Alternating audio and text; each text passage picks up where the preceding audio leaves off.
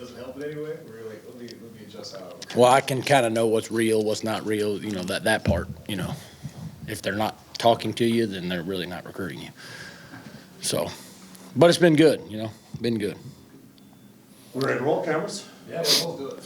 Okay, we'll go ahead and open it right for questions for Offensive Coordinator Buster Faulkner. Coach, you've had a couple of years to redo the roster on the offensive side of the ball, build it to what you're looking for offensively. Where do you think you are now as compared to when you started out? I think one thing we are is we're probably more athletic than we were when we, first got here across the board, from receivers to running backs to even the offensive line. We're not as deep as you would think, kind of the way that college football is shaped up these days, with roster numbers and all the different things that are going on. But, I like where we're at athletically. We are young. We do have a bunch of new guys, really that hadn't played a lot of football for us out there right now. So, we've got, a lot of production, obviously, at the quarterback position, obviously with Jamal. And then Malik's had a lot of production. But really, other than that, when you look across the board from a skill standpoint, there hadn't been a lot of production, right? Or here at Georgia Tech. So, it's kind of the same thing up front. We've had some guys that have played and made some starts, but, across the board, they hadn't been the guy. And, so we're just really sorting through that and trying to work through that right now. Jeff. What's the next step for the progression of this offense? I think the biggest thing with us, you'd like back 10 years ago, you'd say this is year 3 and you're kind of picking up where you left off, and we're really kind of back to square one with all the new pieces. So the biggest thing with us just offensively when you look at overall is we got to be better fundamentally across the board. We've relied a lot on scheme, and we've got to get back to the basics and being really good, fundamentally at every position. So that's something we're really hammering this spring. Cut down a lot of offense to try to be better at that. So the kids aren't thinking as much, and then also, obviously we got a lot of new guys. The next progression, though, for us offensively is, we've done a good job of running the football the last 2 years. Statistically, I want to see us be more consistent across the board. And, we've had games where it's, 260 and then we're right around 100. I'd rather be at 190 every week. And then I want to see the passing game take off, right? That's got to be the next step. Did a lot of study in this offseason and critical evaluations of us as an offense and also positionally. And then you really look across college football and, it's not exact, but we basically took the 4 best records in each league, right? And kind of where were they passing in their league. And for the most part, everybody was in the top 6 record-wise in passing. So that's something that you got to be able to throw and catch. It creates explosive plays. We've got those guys on our roster, and that's where we've got to take the next step. Jackson. Tight ends are a really important part of your offense, and you're losing a really good one in Jackson Halls, especially when it comes to blocking, along with a couple of other guys. What have you seen from the new guys you brought in as well as some of the younger guys at that position? Well, one thing that we've learned, is one thing tight ends do is they create the versatility in the offense, right? Not necessarily getting the ball, but all the different pictures and motions and different things that we like to do. They're a big part of what we do. Last year we got kind of nicked up and got thin at times. So we went out and made sure that we're going to be deep at that spot, right? We want guys that are versatile. Luke Harpring's a guy that's going to be very, very versatile for us, kind of take the place of, an Avery Boyd, but maybe can also do a little bit more inline stuff. But the thing that I've seen out of that group is right now it's strength in numbers. We got a really good group. Brett Seither, he'll get back. Look forward to getting him back this summer.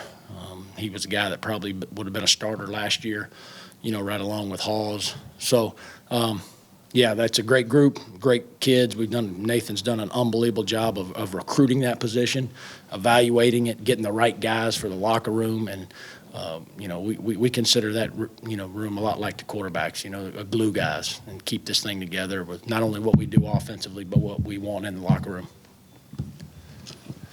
Reggie, Coach, obviously, big deal having both Haynes and Aaron back this season. Very talented quarterback room.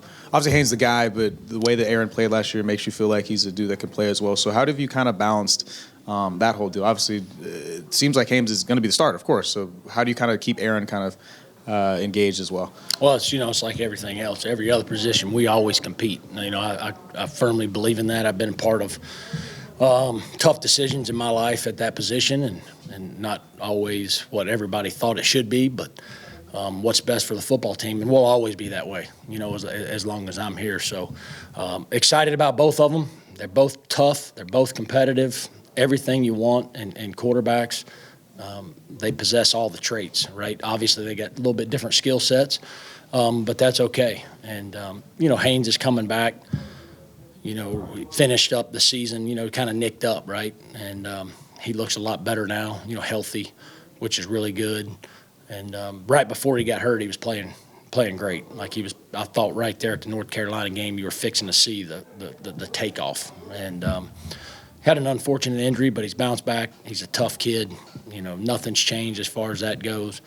And then it's always good to have another guy that we feel like can play and start really anywhere. So Aaron's going to have a great career, and when that is, I don't know. They'll determine that. They determine the depth chart. But the other kid is Graham Knowles. Like, everybody wants to talk about the other two, but you get out there and you watch him in routes on air and stuff. You might not go, "Oh, Graham," but every time he's in, he just kind of moves the chain. So, we're still working his development and excited about him, and obviously bringing in another guy. And that position, you got to be deep. We all know that you got to be good at quarterback to win football games at whatever level it is, and it's the most important position in sports. So we're fortunate enough with our room that we really like our room. Is it a competition or? Everything's always a competition, right? Obviously, Haynes is the starter, but it's our job to play the best players, right? And that's something I firmly believe in, and the rest of the staff understands that too, and that goes on at every level. So, we're excited about both of them. We're lucky to have them. Coach, just to double back on Haynes and actually the whole quarterback room, what progression do you want to see at all three of those guys during the spring? Yeah, starting with with all of them, one thing we want to press the tempo a little bit more, and at least find out if that's something we can do. And I think they've done a great job the first 2 days with a sense of urgency that we're trying to create. The passing game, like I said, that's really with all of them that we've got to take the next step there. And it doesn't just go with the quarterbacks when I say passing game, right? That's O-line protection, tight ends protection, tight ends in the routes, running backs protecting, running backs catching, right? So it's not just quarterbacks when you say that. We're talking all 11. So, but obviously that starts with them. So, with Haynes, that's what it would be, just continue to get better in the pass game. He had completed a bunch of balls last year at a high percentage. We got to get to where we're getting that ball intermediate and downfield a little bit more with him. And it's really the same thing with the other guys. Obviously Aaron hasn't had as many reps as him, but he's a guy that threw for a bunch of yards in high school, gets leverage, understands spacing, and all those different things. So we're excited about it, okay, and continue to get better really, really everywhere. The running game's a big part of what you do with your offense. And last year you went through some periods where you had a lot of injuries, with Jamal, the backups. How important is it to have a guy like Trelane back, and you have Powell in there for spring practice and Hosley? What do they add to the running back room? Well, I think this is the deepest we've been since we've been here in the running back room. Extremely, probably the most fired up. Obviously, Norv's done a great job of going out recruiting. Again, recruiting the right kind of guys, getting those guys in here. And I think he's one of the best teachers of the running back position in the country, if not the best. And we're lucky to have him. But back to the room, Malachi has shown a lot of promise the last 2 days. Traylon, he's a guy we think that can be a completely different dimension than what we've had. We just got to get him over the hump mentally. And, the other guy's Dalen Gordon, right? No one wants to ever talk about him, but every time he carries the ball for us in practice, he gains yards. So he's a guy that we're excited about. J.P. Powell's a freshman, still learning the offense. He's shown signs all offseason to be extremely explosive. And, again, I think we're really deep there. Anthony Carey played a little bit for us last year. So we're excited about the whole room, and there's a lot of competition going on in there. And I think it's going to be really good for Jamal. Allow him to do some other stuff this spring, get those guys some reps, and using Jamal in a different way, because Jamal is extremely versatile. and so we're always trying to find the most explosive players we can to get on the field, and if it's more two-back this year, it's more two-back. I would imagine you had some career opportunities this offseason. Why come back to Tech and come back for another year? I've said it before, I'm from here. My family's from here. It's a place I think you can win football games, so I'm excited to be here. Anything else? You mentioned the running back room being deep. Just your impressions of the wide receiver core that you have. Yeah, so it goes without saying we lost a good one, but that's part of it, and that's where we're at in college football. Isaiah Canyon was a guy that, he got here a year ago. He was injured. He didn't really go through spring, and then he kind of went through some growing stuff last summer. But as the season went on, you could see it, and credit to Coach McKnight, the development he's had with him. I mean, he brought it up mid-season. He's like, I really think this guy's got a chance to be an elite player. So he said it, probably 6, 7, 8 games in. And you saw him out there on the field a little bit more as the season went on. And the first 2 days, he's looked great. He's a big, strong kid and can run, extremely smart. So we're excited about him. Obviously doesn't have a lot of production yet, so we'll see how it goes when the lights turn on. Zion Taylor's a kid that's been here, and I think is going to end up being a classic example of why you stay.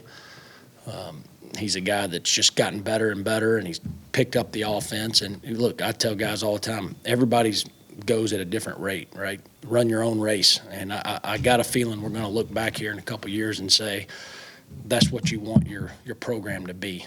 Guys that stay, they redshirt, right? They don't leave at the first chance they get, and they get in here and they compete. And so he's been great all off season. He is an extremely explosive kid. We just got to get him out there and continue to get him reps. And like I said, he's been a lot better. Dean Patterson's a kid we brought in from FIU. He's very intelligent. You can tell that right from the jump. I think he's going to be a great fit for us, be able to do a bunch of different things. Eric Rivers is a guy that we think can really, really run, but he won't go through spring ball, at least won't be able to do anything live.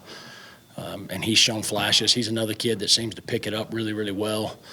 And then obviously you've got the two brothers in there, Malik and Bailey. They don't go anywhere without each other. So, but love those two kids. They're different. Malik's you get the ball in his hands. Obviously, you've seen what he's done the last 2 years, and we want to continue to do that. And Bailey's a guy that can really stretch the field, in the middle of the field and get open. He's a great route runner, and was very productive for us last year when he played. So, you got those guys. Who am I leaving out? There's, we only got 8 out there right now. It's probably the thinnest we've ever been, but it's good. They get a lot of reps. Chris Elko is going to add, position versatility. Within, he can play all 3 of them, extremely smart. DeBron Gatlin's a guy that transferred from South Carolina, from Milton. He knows what it's like to win, and he's still just a freshman, so bringing him along. And Jamari Bryce from Cartersville, obviously they do a great job at a high school program, so he knows what it looks like winning too. He's extremely tough, man. He's fun to be around. He doesn't know where he's going yet, but he goes with bad intentions. So I do like him, and he's a joy to be around. We got a good group there, and we'll just continue to develop them. All right, thanks, Coach. All right, appreciate you guys. Appreciate it.